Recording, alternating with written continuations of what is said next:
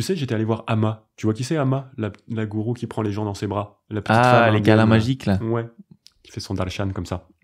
C'est une gourou indienne qui est assez connue, qui prend les gens dans ses bras, donc. Et qui est fait payer pour ça, non? Non, c'est gratos. Ah, c'est gratos? Ouais. Mais Non, tu fais la pour le queue. coup, ouais, tu fais la queue un peu longtemps. Tu l'as fait? Ouais, plein de fois. Plein de fois? Je suis allé dans son ashram en Inde et tout. Et avec alors? toujours un peu de... Débrief du câlin magique. Alors, la première fois que j'y suis allé, j'étais en école de journalisme et j'étais en option télévision, donc on nous avait donné une caméra, allez faire un reportage, les gars. Tout le monde avait préparé des trucs super, moi j'étais un peu un branquignol avec mon pote, on fait, qu'est-ce qu'on va faire? On regarde le Parisien et on voit, c'était donc il y a quand même une quinzaine d'années, Amma, la déesse des câlins, est à Cergy-Pontoise à l'époque. Du coup, moi je commençais le yoga, je fais, viens, on y va.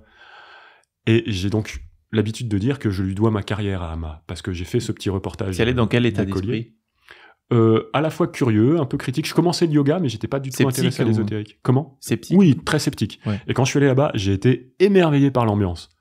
Dans la salle des sports, le hall des sports de Cergy-Pontoise, donc tu peux imaginer un terrain de basket, mais avec un tas de chaussures, des chants, tout le monde heureux, tu sais, vraiment l'ambiance ashram, yoga, quoi. Tout le monde vraiment au sourire, même les gars de la sécu. À un moment, j'avais laissé la caméra sur une chaise, on s'était barré, je regarde mon pote, je fais, elle est où la caméra?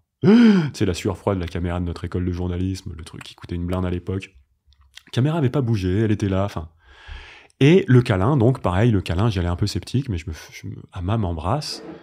C'est une petite dame qui sent bon, qui te fait un énorme sourire, qui est rayonnante, et qui à la fin, elle me donne une pomme. Et tous les gens viennent me voir autour de moi. Waouh, elle t'a donné une pomme incroyable et tout. Ah ouais, ok. Ouais. Bon, j'étais à la fois un peu... toujours un peu sceptique et en même temps, tu vois, donc on a fait ce reportage, on a fait un montage à l'école de journalisme, j'ai envoyé cette maquette à France 3 et France 3 m'a embauché quand même grâce en partie à ce reportage. Donc j'avais coutume de dire que je lui devais la première partie de ma carrière. Après, pourquoi je parle d'Amma?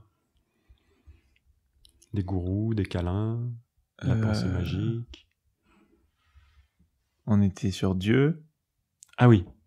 Je suis retourné la voir à Paris des années plus tard, et elle peut te donner un mantra, comme tous les maîtres indiens authentiques, les gourous te transmettent un mantra secret qu'elle te chuchote à l'oreille. Pour ça, tu vas dans une queue spéciale, et tu as un petit questionnaire, et dans ce questionnaire, c'était « Pour vous, Dieu, c'est quoi ?» À choix multiples. Est-ce que c'est la vérité? Est-ce que c'est la lumière? Est-ce que c'est l'amour? Est-ce que c'est la conscience? Enfin, tu vois, il y avait... Qu'est-ce qui se rapproche plus de Dieu pour toi parmi... Attends, c'est quand tu faisais la choix. queue, tu répondais au questionnaire? Ouais. C'est marrant. Juste pour que, tu vois, ça l'oriente sur ton mantra. Et à l'époque, là, moi, j'étais amoureux, et je le suis toujours. Et j'avais vraiment eu cette foi dans l'amour, tu vois, vraiment, quand on dit que Dieu est amour, j'avais répondu l'amour. Et elle m'avait donné un mantra, qui est un mantra secret, donc je ne le répéterai pas à ce micro.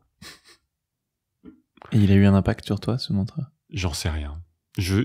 Encore une fois, c'est des techniques auxquelles je crois sans croire. Je les applique un peu comme quand je suis désespéré, mais au même titre qu'un Notre Père, parce que je connais le Notre Père, à chaque fois je suis même pas sûr de le réciter comme il faut.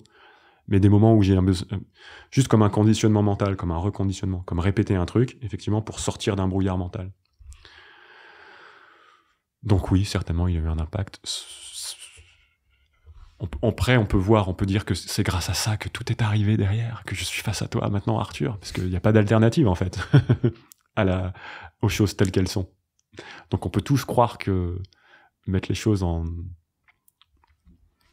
causalité.